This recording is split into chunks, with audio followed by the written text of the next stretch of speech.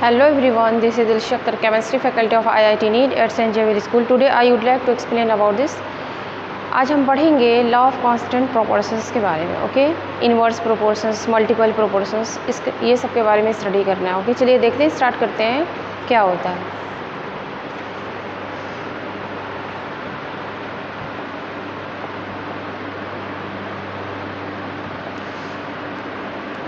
Law of constant proportions. ठीक है,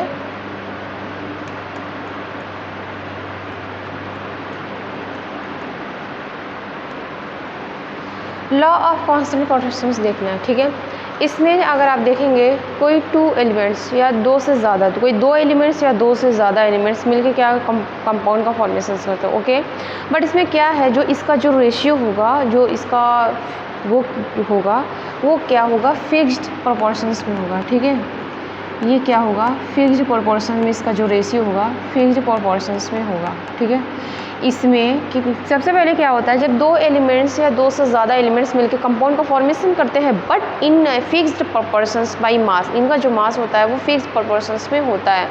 ठीक है, इसमें कोई फ़र्क पड़ने वाला नहीं. जैसे एग्जांपल के बाद में करते हैं, जैसे मान लेते हैं ये हाइड्रोजन गैस है. ठीक है, और ये ऑक्सीजन मिलके क्या बना है, H2O. ठीक है, H2O बना है. अब हम यहाँ देखेंगे, अगर इसका ये रेशियो की बात करें तो यहाँ रेशियो अगर आप देखेंगे तो इसका रेशियो क्या होगा, 1:8. ठीक है, 2 हो गया और 16 काटेंगे तो आपका ये हो जाएगा 1:8. ओके, बट इसी का अगर दूसरे फॉर्मेशन मान लीजिए, ये क्या हो गया, HCl हो गया, हम यहाँ NaOH लेते हैं. ठीक है, ये हो गया. ठीक है, क्या बनता है आपका, ये बन जाएगा आपका NaCl और हो जाएगा H2O. ठीक है, तो आप ये देख रहे हैं यहाँ पे भी वाटर का फॉर्मेशन हो रहा था, यहाँ पे भी, लेकिन इसके मास में, इसके रेशियो में इसका जो फिक्स्ड प्रोपोर्शंस देख रहे हैं. ठीक है, यहाँ पे भी 1:8 था और यहाँ पे भी 1:8 है. इस पर कोई फ़र्क पड़ने वाला नहीं है. ठीक है, चलिए दूसरा एग्जांपल लेते हैं. लेट्स सपोज, जैसे मान लेते हैं हम कोई क्वांटिटी ले ले. सपोज जैसे हम मानते हैं शुगर की बात करते हैं. ठीक है, शुगर की बात करते हैं. अब शुगर की बात करते हैं, जैसे मैं शुगर का वो निकालूँ. ठीक है, जैसे सपोज ये एक्स आ रहा है. ठीक है, अब उसका मैं क्या करूँ, अमाउंट बढ़ा दे, उससे कोई फ़र्क पड़ने वाला नहीं है. लेकिन जो उसका शुगर है ना, वो एक्चुअल में यक्स ही रेशियो होने वाला, उससे कोई मतलब नहीं है. जैसे मान लो यहाँ पे 1 कर दूँ, यहाँ पे 2 गुना शुगर ले लो, 3 गुना शुगर ले, लेकिन जो इसका रेशियो वो यक्स ही होने वाला, यहाँ पे भी यक्स ही होने वाला. वो तो 2x 3x हो जाएगा, लेकिन जो रेशियो है उसका वो एक्चुअल में यक्स ही होने वाला. तो इसी तरीके से यहाँ पे वाटर निकल रहा था, यहाँ पे भी वाटर निकला, तो 1:8 होने वाला. तो ये रहे लॉ ऑफ कांस्टेंट प्रोपोर्शन. तो लॉ ऑफ कांस्टेंट प्रोपोर्शंस क्या होता है, एनी क्या होता है, कोई 2 और more elements combines to form a compound. Okay, in a fixed proportions by a mass. ये क्या होता है, जैसे इसमें क्या था, फिक्स्ड प्रोपोर्शंस था, कोई दो एलिमेंट्स कंबाइंड होते हैं, तो वो कि जैसे दो एलिमेंट्स कंबाइंड हुए, दो से ज़्यादा हो सकता है, वाटर का फॉर्मेशन किए, तो यहाँ पे क्या हुआ, 1:8 आपका फिक्स्ड प्रोपोर्शंस हो रहा है. तो ये है लॉ ऑफ कांस्टेंट प्रोपोर्शंस, इसको बोलते हैं. ओके, ये होता है. अब आता है, हम बात करते हैं लॉ ऑफ मल्टीपल प्रोपोर्शंस. ठीक है, अब बात करूँगी लॉ ऑफ मल्टीपल प्रोपोर्शंस.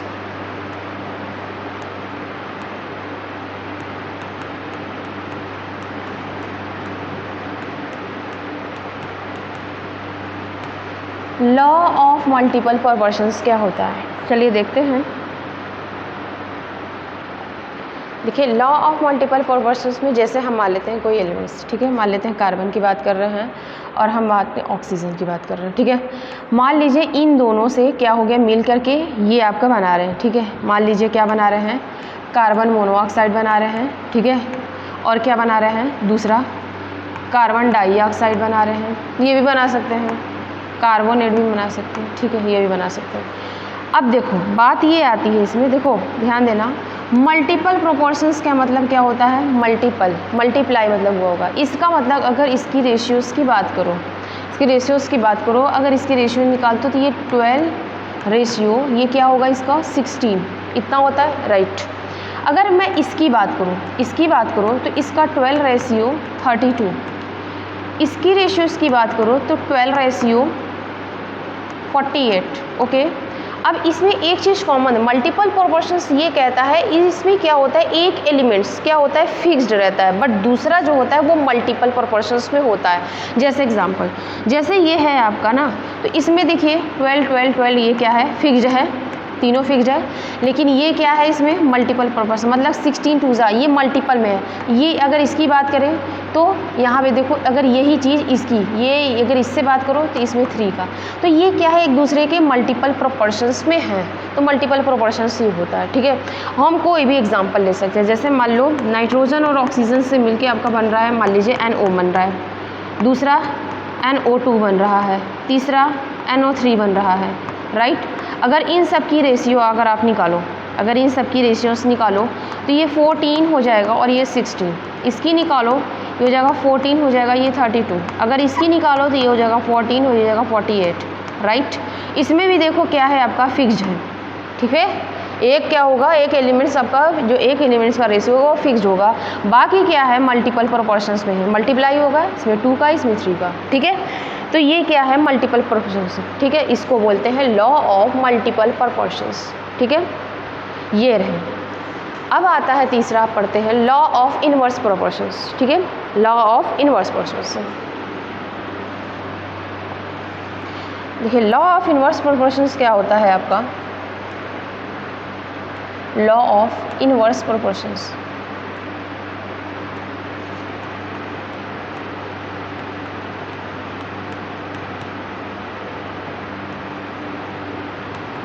ठीक है।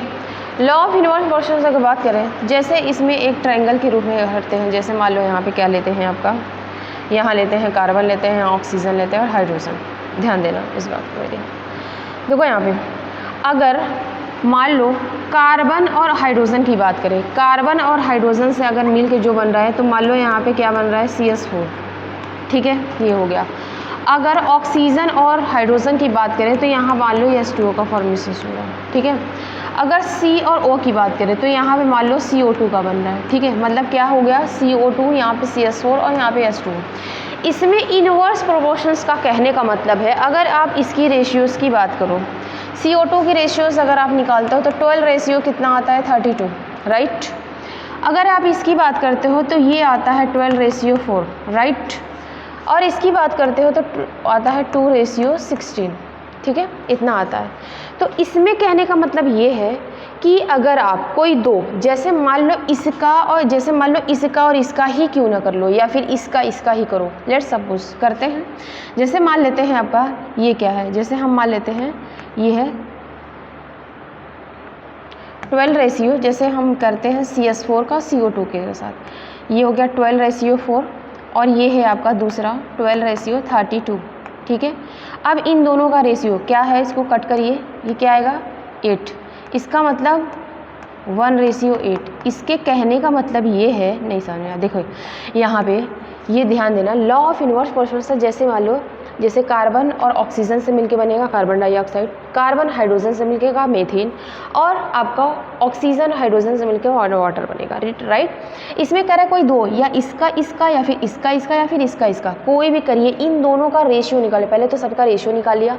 जैसे मान लो यहाँ पे क्या लिया 12:4, इसका मतलब ये CH4 था और ये क्या था आपका, ये था CO2।